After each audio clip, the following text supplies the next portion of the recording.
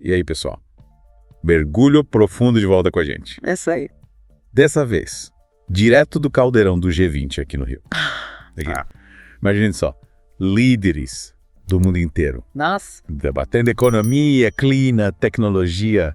É muita coisa rolando ao mesmo tempo. É muita coisa mesmo. Não. Difícil até de acompanhar até. E a gente tá aqui pra filtrar tudo isso pra vocês, né? É. Desvendar o que realmente importa, o impacto na vida real. É isso aí. Porque, vamos combinar, Uhum. às vezes essa turma do G20 fala uma língua que ninguém entende. Ah, com certeza. Não. Fala pra eles lá, né?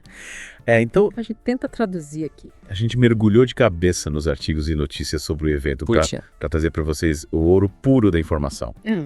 E olha, já adianto que tem coisa bombástica. Tem. O Brasil lançando sua própria moeda digital Drex Olha aí. e propondo taxar os super ricos. Essa forma que deu o que falar, né? Deu o que falar. A gente vai destrinchar tudo isso. A gente vai destrinchar também como o Rio se transformou para receber esse megavento, com direito ao esquema de segurança nível filme de ação, Parece. e a polêmica sobre a GLO, É. a garantia da lei e da ordem, que colocou o exército nas ruas. Pois é, parece até roteiro de filme, né? Era esse? De um lado, a cidade blindada pra receber os figurões do G20. Do outro, a realidade carioca no dia a dia, que nem sempre tem essa segurança toda. É um contraste que faz a gente pensar, né? Faz a gente pensar, Sim. sem dúvida. E falando em vigorões, a lista de presença do G20 está recheada de nomes poderosos. Biden, Xi Jinping, É. Macron. Mas teve gente importante que deu bolo também, viu? Sério? Quem? Conta aí. Conta aí. Junta. Putin da Rússia? Não deu os caras por aqui. É. Parece que a ausência dele tem a ver com questões jurídicas internacionais. Se ele pisasse em solo brasileiro, corria o risco de ser preso. Já pensou? Uau, ia ser o evento do ano? Ia ser... Mas, deixando a fofoca de lado, Aham. vamos falar sério. A economia é o prato principal do G20. É. E o Brasil está chegando com tudo, Aham. propondo ideias ousadas, É. como a taxação dos super ricos para financiar programas sociais. É, a proposta é ambiciosa. Taxar fortunas acima de um certo patamar. Para arrecadar bilhões e investir em áreas como saúde, educação e combate à pobreza. Mas será que essa é a solução mágica para a desigualdade? É aí que a gente precisa analisar com cuidado, né? Porque essa medida pode ter efeitos colaterais também. É. Alguns especialistas alertam para a fuga de capitais, com os ricos transferindo suas fortunas para países com impostos mais baixos. Esse é um risco, né? Que precisa ser levado em consideração. Exatamente. É. E aí a gente precisa se perguntar, qual o custo-benefício dessa medida? Será que o Brasil conseguiria realmente arrecadar o suficiente para compensar a possível perda de investimentos? São muitas variáveis, né? Para colocar na equação. Questões para a gente ponderar, hein? E por falar em ideias inovadoras, É. o Brasil também está apostando alto na digitalização, lançando o Drex, nossa moeda digital. Pois é. A promessa é que o Drex revolucione as transações financeiras no país, tornando tudo mais rápido, seguro e transparente. Mas será que essa revolução tem só lados positivos? Olha, essa história de moeda digital controlada pelo governo me deixa com uma pulga atrás da orelha. Será que a gente não está abrindo mão de um pouco da nossa privacidade financeira? É um ponto importante a ser debatido. Tá. A gente precisa entender os impactos do Drex na nossa liberdade individual É. e nos riscos de controle excessivo por parte do governo. E para deixar o debate ainda mais quente, a gente tem as criptomoedas, como o Bitcoin, que são descentralizadas e prometem mais autonomia aos usuários. Exato. Mas os governos, em geral, não são muito fãs dessa liberdade toda, né? Ah, não são, né? As criptomoedas desafiam o controle tradicional do sistema financeiro. E isso assusta muita gente. Por isso, governos do mundo todo estão de olho nelas, tentando regular e controlar esse mercado que cresce cada vez mais. Parece que a briga pelo futuro do dinheiro está só começando. Tá só começando. E a gente vai acompanhar de perto todos os capítulos dessa novela. Isso aí. Mas, por enquanto, vamos fazer uma pausa para respirar e digerir essa avalanche de informações. Boa ideia. É. Voltamos já para mergulhar ainda mais fundo nos bastidores do G20. Não sai daí. Isso aí. E aí, pessoal? De volta para o nosso mergulho no G20. É isso aí. Agora, analisando essa proposta do Brasil de ampliar a conectividade global. Essa me deixou curioso. Conectividade global. Parece coisa de filme futurista, né? Mas E na prática, o que isso significa pra gente? Então, pensem num mundo onde as fronteiras digitais se diluem. Comércio internacional mais fácil.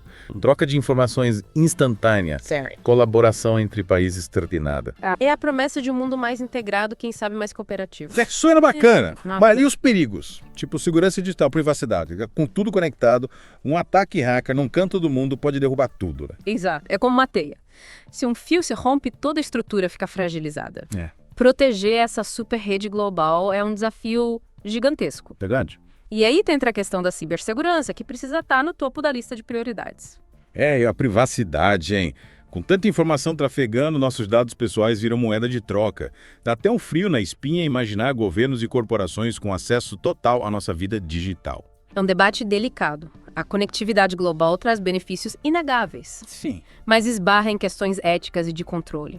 Precisamos encontrar o ponto de equilíbrio, garantir a segurança dos dados, a privacidade individual Sim. e, ao mesmo tempo, aproveitar as vantagens da interconexão. Falando em controle, essa história do Drex também mexe com essa questão, né? Uma moeda digital nas mãos do governo. E lembra aqueles filmes distópicos onde o Estado controla tudo. Só que o Drex é uma faca de dois gumes. Por um lado, promete agilizar transações, reduzir custos, facilitar a vida do cidadão. Por outro, acende o alerta sobre o poder do governo de monitorar e até mesmo controlar nossas finanças. Imagina só. Você faz uma compra que o governo considera suspeita e pronto, sua conta é bloqueada. É um cenário que, sinceramente, não me agrada. Aí entra a importância de um debate transparente sobre os limites do Drex, as salvaguardas para garantir a privacidade financeira Certo. e o uso responsável dessa tecnologia. Afinal, a gente não quer trocar a liberdade individual por um sistema, por mais eficiente que seja. E essa discussão sobre o Drex nos leva de volta à questão das criptomoedas, né? Bitcoin, Ethereum e outras moedas digitais descentralizadas que prometem justamente o oposto: autonomia, privacidade e liberdade financeira. As criptomoedas são um contraponto interessante ao Drex. Enquanto o Drex é centralizado, controlado pelo Banco Central, as criptomoedas operam numa rede descentralizada, fora do alcance dos governos. É uma disputa de modelos, de filosofia. E qual modelo vai prevalecer? Essa é a pergunta de R$1 milhão, ou melhor, de 1 milhão de Drex. Brincadeiras à parte, é um debate que ainda vai render muita discussão. Com certeza. E a gente vai acompanhar tudo de perto, trazendo para vocês as nuances, as polêmicas e os impactos dessa revolução financeira em curso. E por falar em revolução, a proposta do Brasil de taxar os super ricos também está dando o que falar, né? Sem dúvida. É uma medida que divide opiniões. Uns aplaudem a iniciativa como um passo importante para combater a desigualdade social. Outros temem que a medida espante investimentos e acabe prejudicando a economia. A gente precisa analisar com cuidado os dois lados da moeda. De um lado, a necessidade de recursos para financiar programas sociais e reduzir a disparidade entre ricos e pobres. Do outro, o risco de criar um ambiente hostil aos investimentos, levando os ricos a migrarem para paraísos fiscais. É um dilema complexo. E a gente precisa levar em conta as experiências de outros países que já implementaram medidas semelhantes. Será que funcionou? Quais foram os resultados? Quais as lições aprendidas? Questões importantes para a gente debater com profundidade, sem cair em soluções simplistas. Afinal, a gente não quer trocar 6 por meia dúzia, né? Exatamente. E a gente precisa ir além dos slogans e das promessas fáceis. Analisar os dados, os estudos, as diferentes perspectivas, para entender de fato os impactos dessa proposta e se ela é realmente a melhor solução para o Brasil. Mas o G20 não se resume à economia, né? Clima, tecnologia, segurança. Feito um cardápio variado de temas sendo debatidos pelos líderes mundiais. É verdade. E a gente precisa olhar para esse cenário global com atenção. Afinal, as decisões tomadas nesse palco impactam diretamente a vida de todos nós, em diferentes áreas. E a gente, aqui no Mergulho Profundo, vai continuar desvendando os bastidores do G20, traduzindo essa linguagem complexa dos líderes mundiais e trazendo para vocês o que realmente importa. Fiquem ligados, a gente volta já com a última parte do nosso mergulho, com mais análises e reflexões sobre esse evento que está moldando o futuro do Brasil e do mundo. E aí, pessoal? De volta para a reta final do nosso mergulho no G20, a gente segue navegando por essas águas turbulentas da geopolítica global. As ondas estão agitadas, a gente está falando antes sobre conectividade global, né? Mas tem um lado obscuro dessa integração toda que a gente precisa analisar. A vulnerabilidade. É verdade. Imagina só, com sistemas financeiros e comerciais do mundo todo interligados, um ataque hacker num país pode causar um efeito dominó global. É de arrepiar. Exatamente. É como se a gente estivesse construindo um castelo de cartas digital. Um movimento em falso e tudo desmorona. Por isso, a cibersegurança se torna uma questão crucial nesse mundo hiperconectado. E a privacidade, né? Com tanta informação trafegando online, nossos dados pessoais viram alvo fácil para hackers, governos e corporações. É de perder o sono. Com certeza. A gente precisa garantir que essa conectividade global não se transforme num pesadelo orwelliano, com vigilância total e controle absoluto sobre nossas vidas. É um desafio e tanto. Falando em controle, o Brasil está apostando alto na digitalização, com o Drex e a proposta de ampliar a conectividade global. Mas será que a gente não está entregando ouro para o bandido? Abrindo mão da nossa autonomia em nome da praticidade? É uma pergunta que a gente precisa se fazer. A tecnologia pode ser uma ferramenta poderosa para o bem, mas também para o mal. E o Drex, por exemplo, acende um alerta sobre o poder do governo de monitorar nossas finanças, controlar nossos gastos e até mesmo censurar transações que considere inconvenientes. Me lembra aqueles filmes de ficção científica onde o dinheiro é digital e o governo decide quem pode gastar e com o quê. Meio assustador, né? Sem dúvida. Por isso a gente precisa debater os limites do Drex, as salvaguardas para garantir a privacidade financeira e o uso responsável dessa tecnologia. Afinal, a gente não quer trocar a liberdade individual por um sistema, por mais eficiente que seja. E nessa disputa pelo futuro do dinheiro, as criptomoedas surgem como um contraponto interessante, né? Bitcoin, Ethereum e tantas outras moedas digitais descentralizadas que prometem justamente o oposto.